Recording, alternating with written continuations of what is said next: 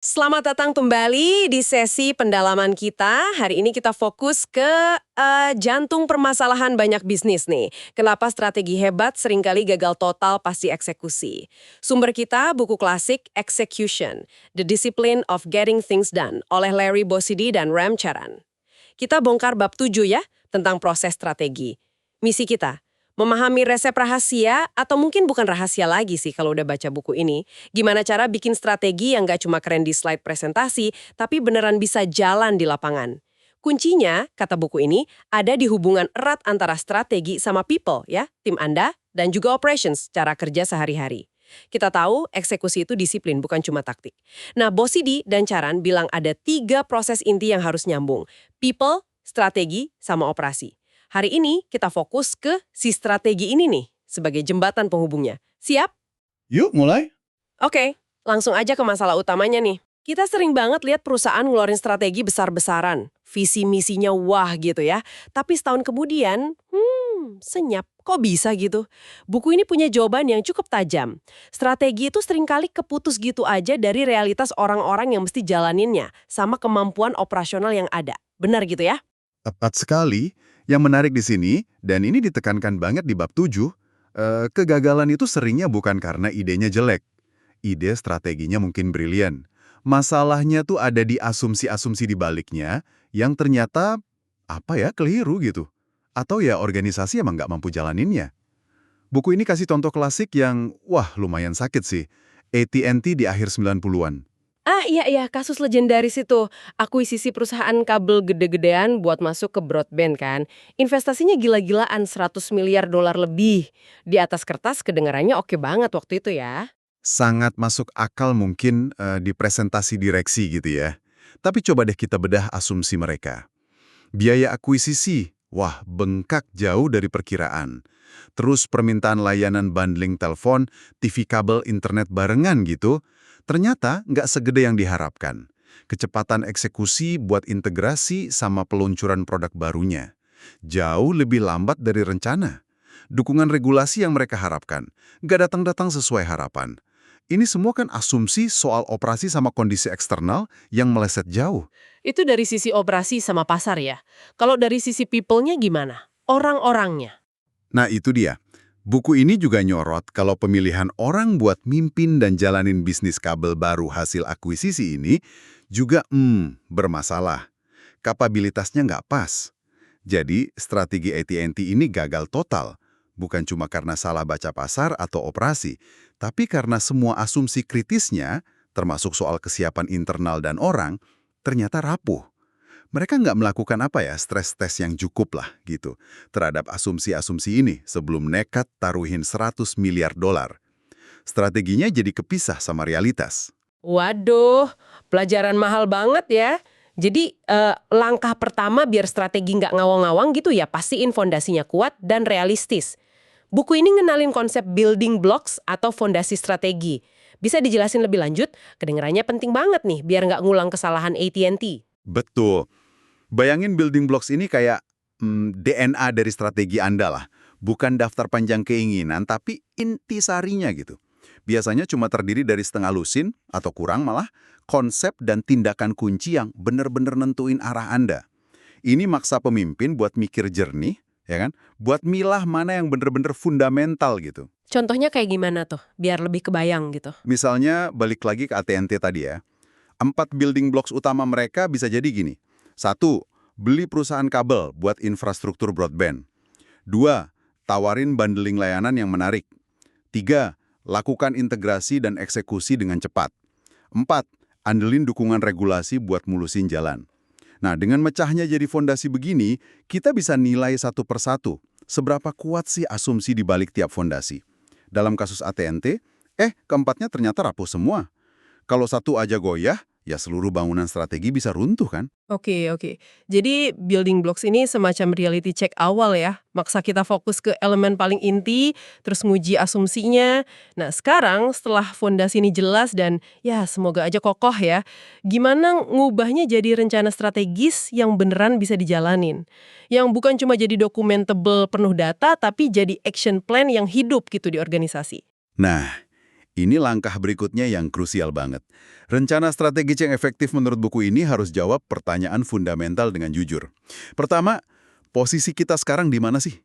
Ini butuh analisis situasi yang tajam, termasuk SWOT klasik, tahu kan? Strengths, weaknesses, opportunities, threats. Tapi bukan cuma ngisi matriks ya, melainkan analisis mendalam posisi kita di pasar saat ini. Kedua, kemana tepatnya tujuan kita di masa depan? Visi jangka panjangnya apa? Target spesifiknya gimana? Dan yang paling penting nih, pertanyaan ketiga, gimana cara kita nyampe ke sana? Ini bukan lagi soal visi, tapi soal langkah-langkah konkret. Rencana ini harus nyakup analisis biaya yang realistis, sumber daya yang dibutuhin, termasuk modal dan orang, risiko-risiko utama yang mungkin dihadapi, dan, ini penting nih, fleksibilitas buat adaptasi. Dunia kan berubah cepat ya, rencana yang kaku pasti gagal. Yang menarik tadi Anda sebut soal orang. Di bagian manakah keterlibatan tim masuk dalam proses pembuatan rencana ini? Seringkali kan ini jadi tugas tim perencana atau mungkin konsultan aja gitu. Justru disinilah letak perbedaan besar yang ditekankan buku ini. Keterlibatan. Rencana strategis yang hidup itu nggak dibuat di menara gading. Orang-orang yang nantinya bakal di garis depan jalanin strategi itu, tim operasi, manajer lapangan, tim sales, bahkan mungkin perwakilan dari level bawah, harus dilibatin dari awal pas proses perumusannya. Kenapa? Ya karena merekalah yang paling tahu realitas di lapangan, tantangan sebenarnya, dan apa yang mungkin atau nggak mungkin dilakuin. Masuk akal sih. Keterlibatan bikin ada rasa memiliki ya, dan mastiin rencana itu membumi. Tapi seringkali ini susah dilakuin secara efektif. Pemimpin mungkin khawatir prosesnya jadi lama atau inputnya kurang strategis gitu. Apa saran buku ini? Buku ini nekenin peran pemimpin buat secara aktif bikin forum dan proses biar masukan dari lapangan itu bisa muncul dan didiskusiin secara terbuka. Ini bukan cuma formalitas, tapi benar-benar gali insight dari mereka.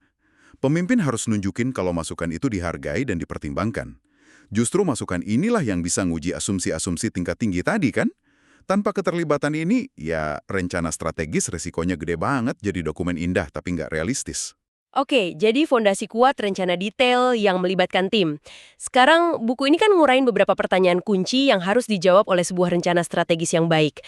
Rasanya ini penting nih, biar kita tahu apa aja yang perlu digali lebih dalam, bisa kita bahas beberapa area kuncinya. Tentu, buku ini ngidentifikasi beberapa area krusial yang harus dibedah dalam rencana strategis. Bukan cuma dijawab sambil lalu ya. Pertama, lingkungan eksternal. Pertanyaan dasarnya gini, pasar kita ini lagi tumbuh, datar, atau malah nyusut? Terus, gimana tren makroekonomi kita? Bicara GDP, inflasi, suku bunga, perubahan demografi, teknologi baru, itu ngaruhnya ke segmen bisnis kita secara spesifik. Bukan cuma tahu tren umum ya, tapi dampaknya ke kantong kita tuh apa? Ini butuh analisis, bukan sekedar, comot data BPS gitu aja. Kedua, kompetisi. Siapa sih pemain utama selain kita? Apa kekuatan dan kelemahan nyata mereka, bukan cuma persepsi. Nah, yang lebih penting lagi dan sering kelewat nih, apa yang kemungkinan besar bakal mereka lakuin selanjutnya? Ini butuh intelijen kompetitor yang bagus, bukan cuma lihat data historis pangsa pasar mereka. Dan siapa sih pemain yang paling sukses di industri ini, dan kenapa mereka bisa sukses? Apa yang bisa kita pelajarin atau antisipasi dari mereka? Ketiga, pertumbuhan yang profitable. Semua orang kan mau tumbuh. Tapi gimana caranya biar pertumbuhan itu menguntungkan? Apa lewat produk baru, masuk ke pasar geografis baru, atau lewat akuisisi? Apa hambatan terbesar buat tumbuh di jalur yang kita pilih? Lalu, gimana posisi biaya kita dibanding kompetitor? Kita lebih efisien atau lebih boros? Program peningkatan produktivitas apa yang lagi jalan, dan apa udah cukup ambisius? Pertumbuhan tanpa profit itu, ya, jebakan Batman lah istilahnya. Nah, poin berikutnya ini nih, kayaknya yang jadi fokus utama bab 7 dan sering banget diabaikan. Anda bener banget. Poin keempat ini sangat penting, bahkan mungkin yang paling penting, kapabilitas organisasi. Pertanyaan jujurnya, dan ini harus dijawab tanpa tedeng aling-aling, apakah organisasi kita beneran bisa ngejalanin strategi yang lagi kita rancang ini? Apakah kita punya orang dengan keahlian yang dibutuhin? Misalnya, kalau mau ekspansi global, kita punya nggak pemimpin yang pengalaman di pasar internasional? Kalau strategi kita butuh keunggulan teknologi chip atau software tertentu, kita punya nggak ahlinya? Kalau mau pakai Six Sigma buat efisiensi, orang kita paham dan terlatih nggak? Penilaian ini nggak berhenti di keahlian orang aja. Struktur organisasi kita dukung strategi ini nggak? Atau malah ngehambat? Terus gimana budaya perusahaan? Cukup gesit, kolaboratif, atau malah birokratis dan banyak silo? Ini harus dinilai secara objektif dan jujur. Seringkali di sini ego main kan? Pemimpin ngerasa timnya bisa ngelakuin apa aja. Padahal asesmen kapabilitas yang realistis itu kunci banget. Nah, ini dia nih. Nilai kapabilitas sendiri secara jujur itu kan susah ya, seringkali sensitif dan politis gitu di dalam organisasi. Gimana caranya biar penilaian ini nggak bias atau sekedar nyenengin atasan aja? Apa buku ini ngasih panduan? Buku ini nekenin pentingnya data objektif sama diskusi yang terbuka. Dipimpin langsung sama pemimpin puncak. Mungkin perlu libatin pandangan dari luar atau data benchmark juga. Yang paling penting adalah nyiptain lingkungan di mana bilang kita belum mampu di area ini, itu bukan dianggap kegagalan, tapi sebagai identifikasi area pengembangan yang krusial. Nah, kalau dari penilaian jujur ini ditemuin ada kekurangan kapabilitas, dan hampir pasti ada sih biasanya, maka rencana buat ngatasinya harus jadi bagian integral dari strategi itu sendiri. Rencananya bisa macam-macam. Bisa rekrut orang baru dengan keahlian spesifik, bisa program pelatihan intensif buat tim internal, bisa juga ngakuisisi perusahaan lain yang punya keahlian itu, atau bentuk aliansi strategis. Ngabaikan gap kapabilitas ini sama aja kayak ngerencanain kegagalan. Buku ini ngasih beberapa contoh kayak kasus Joe, ya, seorang manajer yang dipaksain padahal nggak cocok, terus Xerox, Lucen juga, di mana ketidaksesuaian antara strategi ambisius sama kapabilitas organisasi yang nyata jadi salah satu faktor utama kegagalan mereka. Pertanyaan kapabilitas ini secara eksplisit ngejembatanin antara rencana strategi sama kebutuhan di proses people. Kelima, isu kritis. Setiap bisnis pasti punya beberapa isu kritis, biasanya sih kurang dari 6 ya, yang kalau nggak ditangani bisa ngehambat atau bahkan ngehancurin bisnis. Ini bisa soal teknologi yang udah usang, ketergantungan ke satu pelanggan gede, masalah regulasi yang membayangi, atau bahkan konflik internal.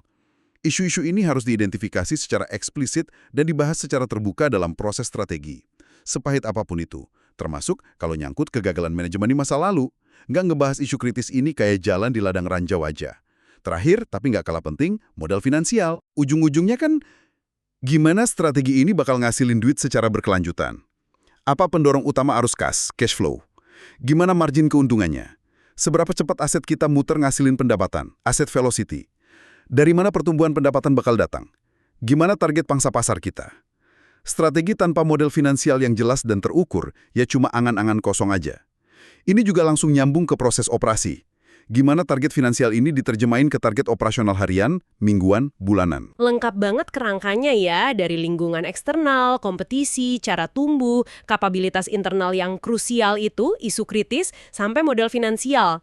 Ini semua membentuk rencana strategis yang membumi. Nah, sekarang mari kita balik ke inti diskusi kita hari ini. Gimana ketiga proses inti strategi, people dan operations, harus terkait erat? Buku ini kayaknya negesin ini sebagai jantung dari eksekusi yang berhasil deh. Tapi fundamental dan harus jalan dua arah. Mari kita pecah satu persatu biar lebih jelas ya. Dari strategi ke people. Ini mungkin yang paling jelas ya. Strategi yang kita pilih bakal nentuin jenis kapabilitas dan tipe orang kayak gimana yang kita butuhin di masa depan. Kalau strateginya ekspansi ke Tiongkok, ya kita butuh orang yang paham bahasa Tiongkok. Bisa bahasa Mandarin, punya pengalaman di sana kan? Proses people kita, mulai dari cara rekrut, sistem penilaian kinerja, program pengembangan karyawan, sampai rencana suksesi, harus secara sadar dan sistematis diarahkan buat bangun atau dapetin kapabilitas strategis ini.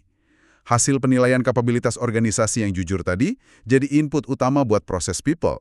Anda nggak bisa punya strategi hebat tanpa mastiin punya pemain yang tepat buat jalaninnya. Ingat contoh di buku tentang pabrik di Indonesia yang gagal karena salah nempatin manajer ekspat yang nggak punya pemahaman lokal dan kapabilitas bangun tim? Itu contoh nyata putusnya hubungan strategi people. Oke, jadi strategi nentuin kebutuhan orang. Terus gimana sebaliknya, dari people ke strategi? Nah, ini arah yang seringkali kelewat. Dari people ke strategi. Kualitas orang dan kapabilitas organisasi yang kita punya sekarang juga harus jadi input kritis pas kita ngerumusin strategi.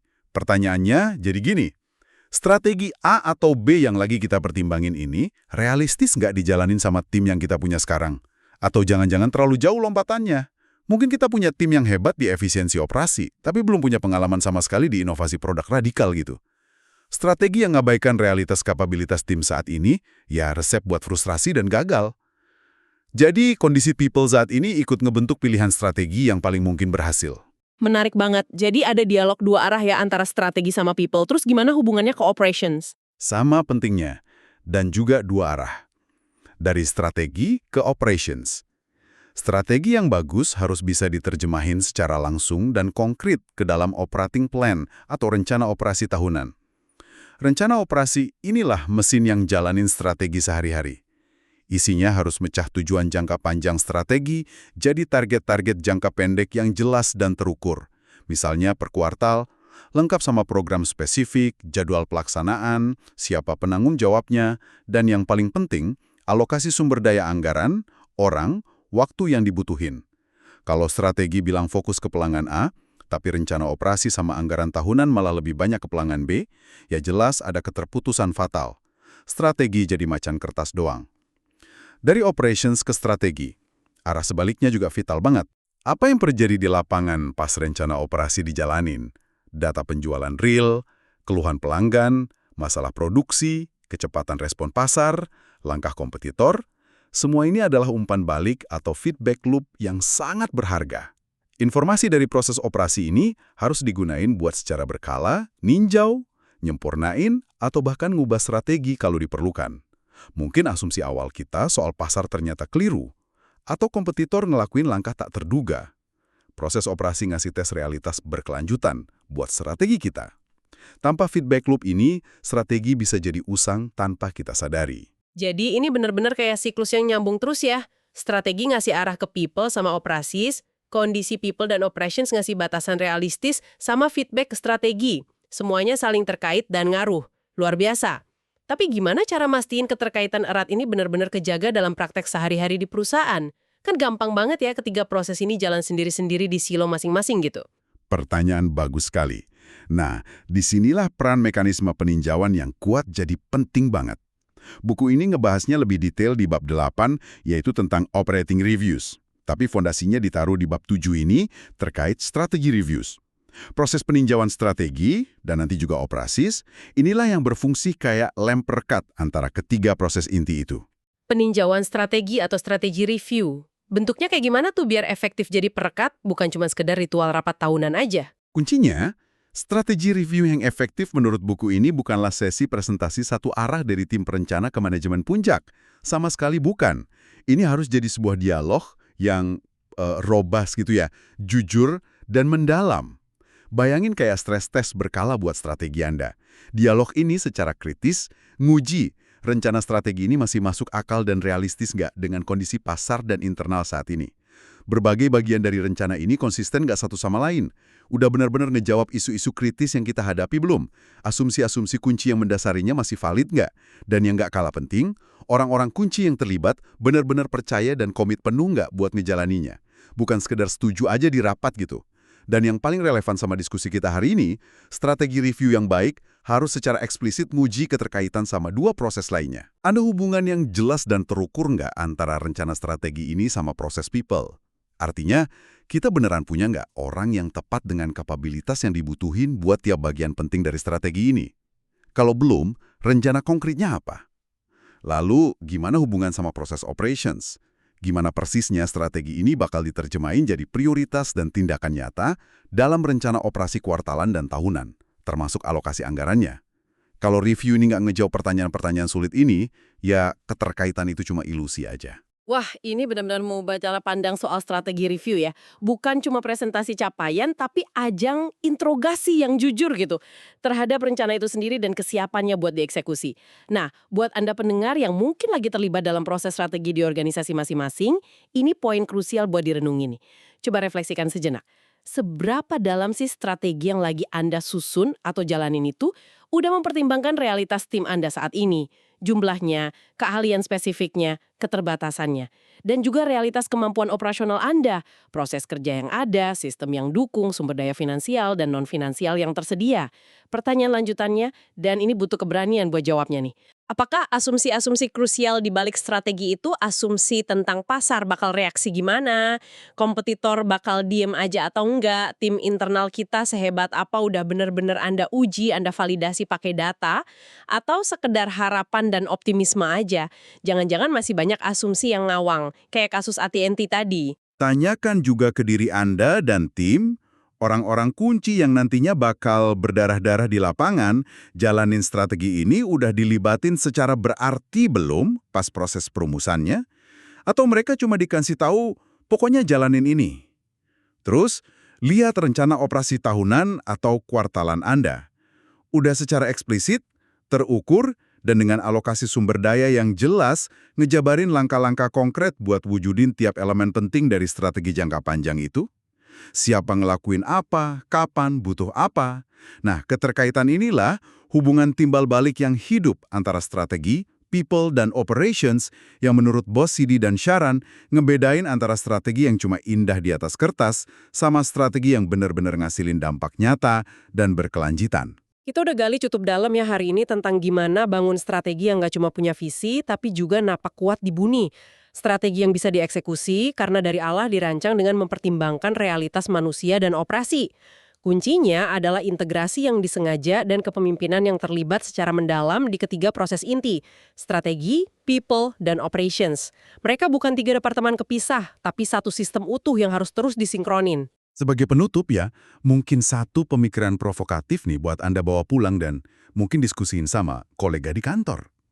Di organisasi Anda, seberapa sering sih diskusi serius tentang strategi jangka panjang itu benar-benar nyambung di ruangan yang sama dan waktu yang sama dengan diskusi detail tentang siapa, yaitu orang-orang spesifik dengan kapabilitasnya yang bakal wujudin itu, dan bagaimana, yaitu detail rencana operasi dan alokasi anggaran konkret buat tahun ini atau kuartal ini. Seringkali kan ada jurang pemisah yang lebar tuh antara rapat visi jangka panjang sama rapat anggaran atau rapat evaluasi kinerja jangka pendek. Nah, menurut buku Execution, ngejembatanin jurang inilah tugas utama kepemimpinan strategis. Mungkin ini saatnya mulai dialog yang lebih terintegrasi secara sadar dan sistematis di tempat Anda. Terima kasih sudah menyimak pendalaman kita kali ini tentang membuat strategi yang benar-benar hidup. Semoga bermanfaat ya. Sampai jumpa di sesi berikutnya.